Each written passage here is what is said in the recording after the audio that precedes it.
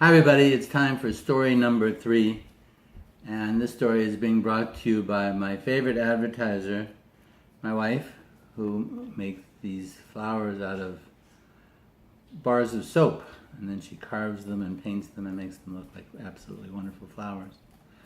But that aside, that was a joke, by the way. I hope you don't take it seriously. She did make them. That part's true. So story number 3 is starts in outside of Nashville, Tennessee, in a little farm town called Fly's Corner, Tennessee. I don't think they had a traffic light. I'm pretty sure they didn't have a traffic light. They did have a country store, though. It was so amazing that I guess this was about 1970, somewhere around there. I know I was out of college, and I was traveling with some friends. I think we're coming back. We went to Washington, D.C. for one of the marches in Washington. We ended up in Nashville. The friends that worked in Nashville somehow we ended up in Fly's Corner, Tennessee.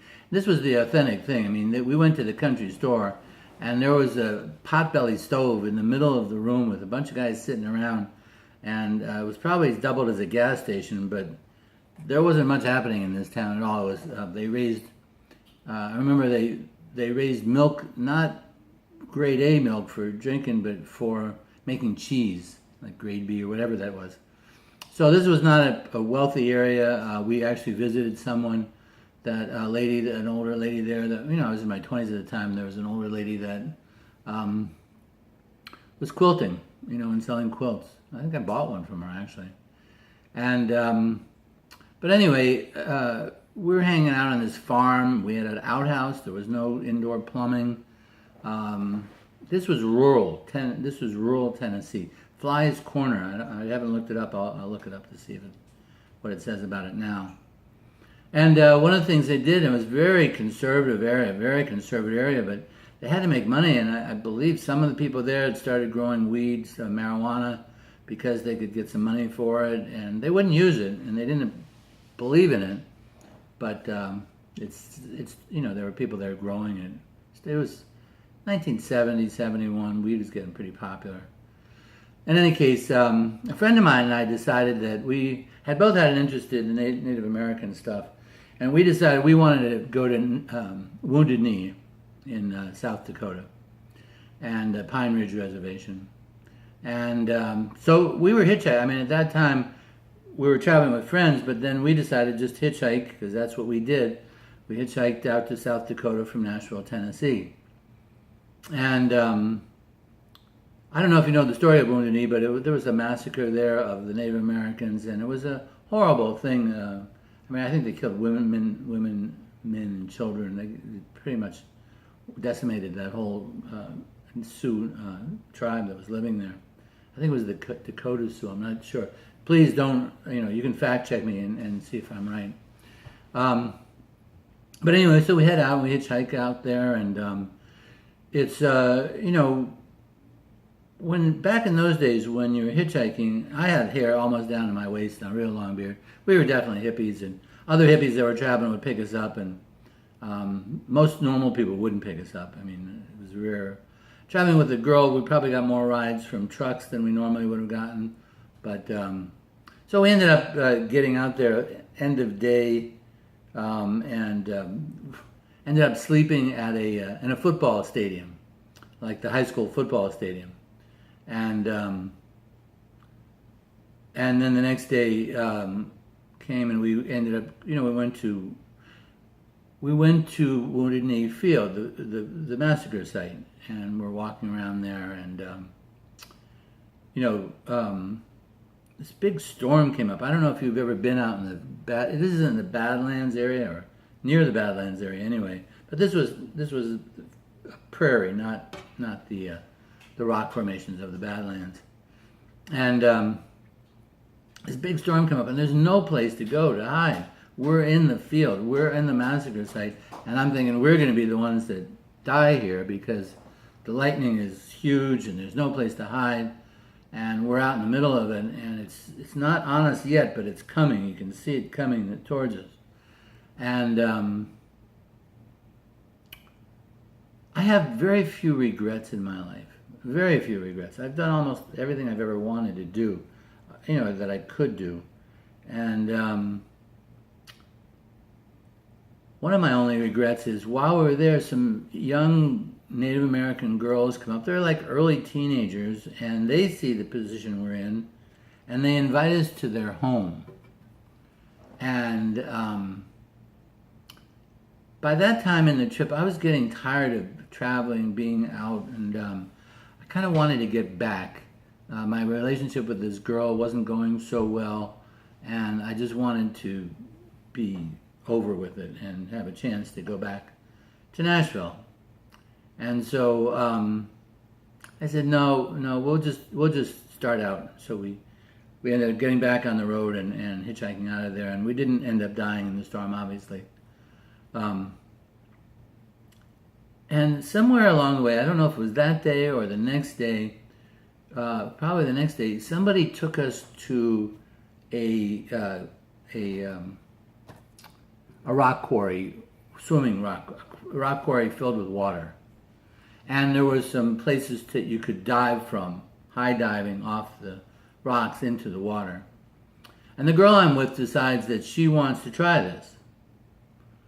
And bless her soul, she runs to the edge and panics a little bit. So instead of jumping far out, she doesn't jump out far enough, and she lands in the water. We had watched other people do this, so we knew it was safe. She doesn't go out far enough, and she lands on a rock. It must have been sticking up, and it goes through the bottom of her foot. And it's big. It's a big cut. It's a big puncture. It's not going to be, you can't put a Band-Aid on this and walk. She needs stitches. So luckily, somebody saw it happen. They had a car. They took us to a local clinic. They didn't really it wasn't like a regular doctor's office. It was like a clinic for poverty-stricken people. But we go in there, and they're nice, and they stitch her up, and she ends up on crutches because she can't walk. She can't put any weight on this foot. Now, we're in South Dakota. We have got to get back to Nashville, where she lives, and then I'm going to go on to wherever I'm going from there. And now she's on crutches, which is a whole, adds a whole new flavor to what we're doing. And we're hitchhiking through some pretty conservative places. We're hitchhiking through Iowa. We're hitchhiking through Missouri.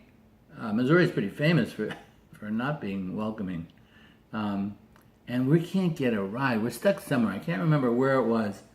But we're stuck somewhere, and things are getting very slow. We did get a ride, and I'm talking to the guy about where we're going, and he said, I can't take you any further, but that train over there, there's a freight train, it's going to the way you want to go. And you can just hop on that freight train and take the railroad car. And I'm thinking, well, this is like, I've read the book, On the Road, Jack Kerouac's On the Road book, and I'm kind of living that life. I haven't had the experience of riding a freight train yet, so let's do it. So we jump on the freight train. Now, this freight train is on its way to St. Joe, Missouri, from somewhere in Iowa. I can't tell you. It was a farm town where we were started from.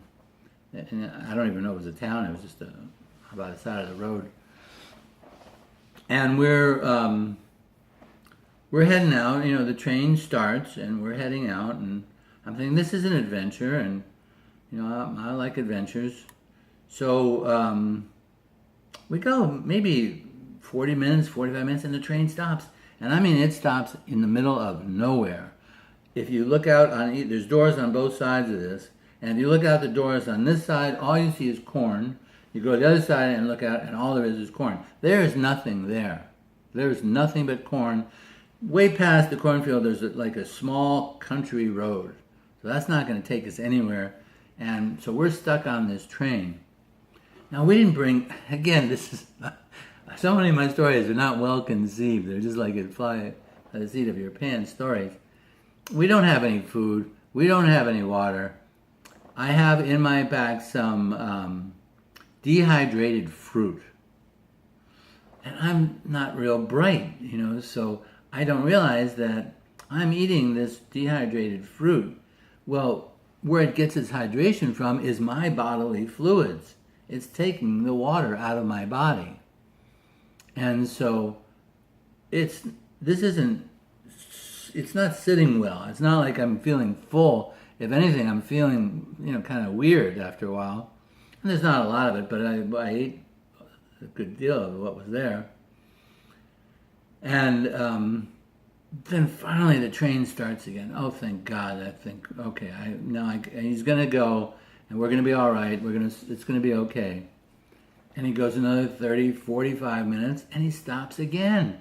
The same exact situation. I'm talking about corn everywhere. There's nothing there, no roads. There's no towns. Like you couldn't walk into a town and take care of yourself. This is just the way it is.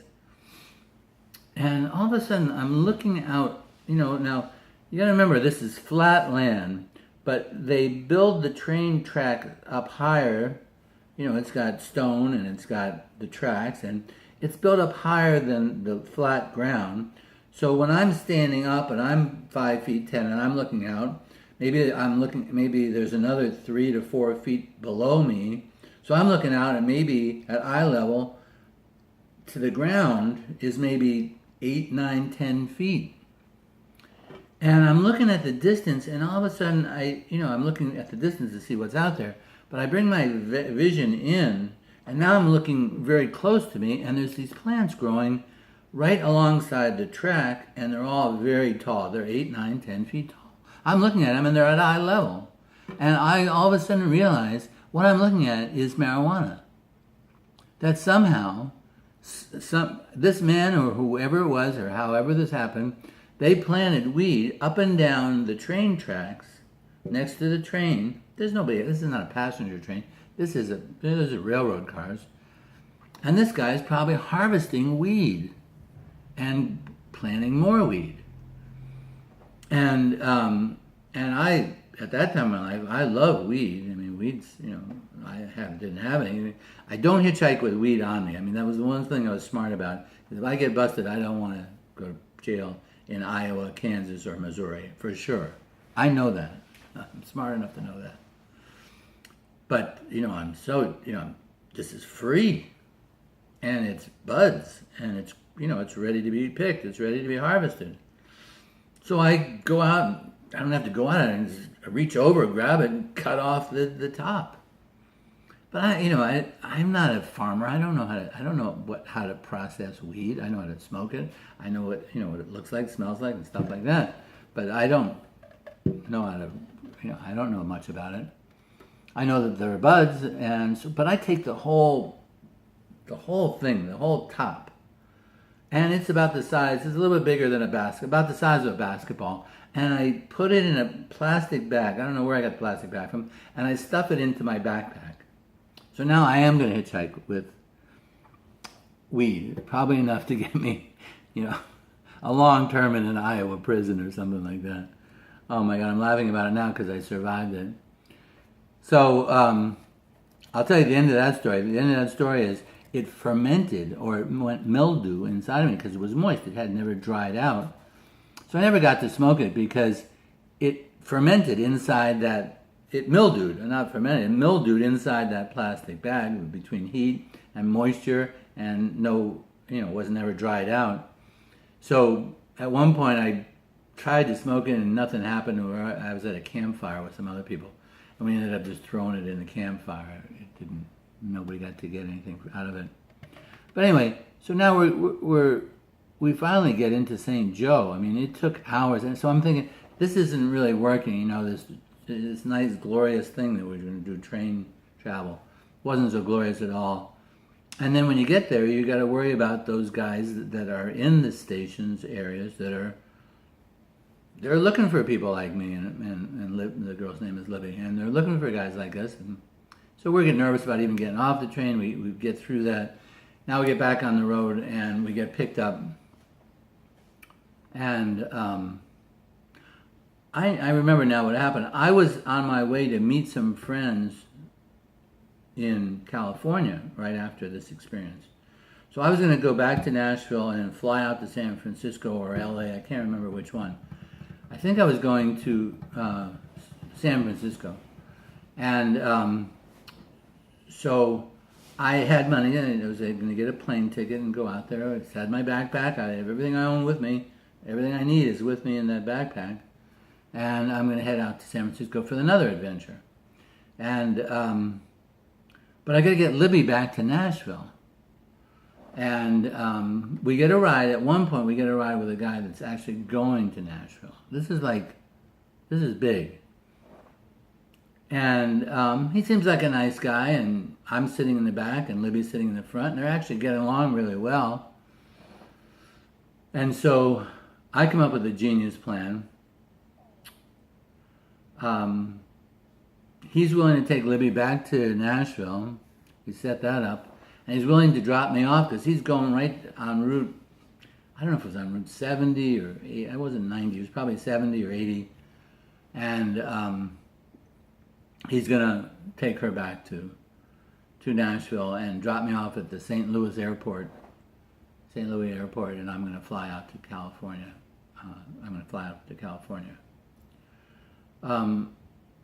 One other part of that experience that I didn't tell you about that I'm remembering just now is that I believe it was this trip. Now, I've traveled a lot, I've hitchhiked a lot, and it's been a long time since then. But we got dropped off in Salinas, Kansas. I think that was that same trip. I'm pretty sure it was. And we can't get a ride out of there forever. Just cannot get a ride. I take that back. This wasn't from that trip. That was from another trip. So that'll be a different story. Anyway, I hope you're enjoying these stories. I'm enjoying telling them. It feels like I'm putting them down somewhere because these are adventures that I don't know that a lot of people have had. And, now nobody hitchhikes anywhere, and I'm not sure that most people ride freight trains anymore. But it was enjoyable telling you this story. I hope you like this. I'm enjoying it.